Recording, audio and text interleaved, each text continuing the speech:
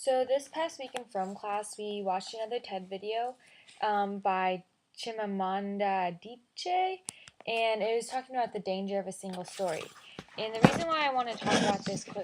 during this video is because a couple weeks ago we briefly talked about the dangers of a single story, and it began actually when the topic of a single story began when we watched the Zeitgeist video, and we were saying how people use stories to remember important things. So they use stories as a way to preserve the critical life-saving knowledge. So in the Zeitgeist video is showing how they use the stars to know when to plant their harvest and when specific timing for their to grow their crops and stuff. And then after discussing about that, we further discussed how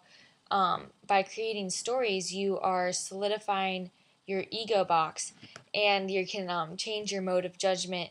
and that it's not your mode of judgment will not be in accord with what is actually natural if you keep holding on to these stories. So sometimes these stories that you create will keep you from seeing what is actually true. And so what we decided that you had to do, which would be really hard to do, is once you hear a story, you're supposed to let it go. And by letting it go, then you're not going to keep building up your ego box and what you think is supposed to be happening. So, for example, if one person, you have lunch with them and you're like, oh, she really understands me, she knows what's going on, and then you just put in your little ego box that that person will always understand you. A couple years later, she might not exactly understand who you are, and it will get really frustrating to you because you're like, you're supposed to understand me, you're supposed to know what I'm talking about. But in reality, as time goes on, things do change, and if you stick with the story, it's going to change your perception of what is actually real and what's actually happening. So then this week when we watched the video, Adichie was saying how the single story is developed from being exposed to only one specific thing over and over again. So she was telling us how she gave countless examples of how many times she experienced someone that had created a single story about her or her country, or actually saying how she created a single story about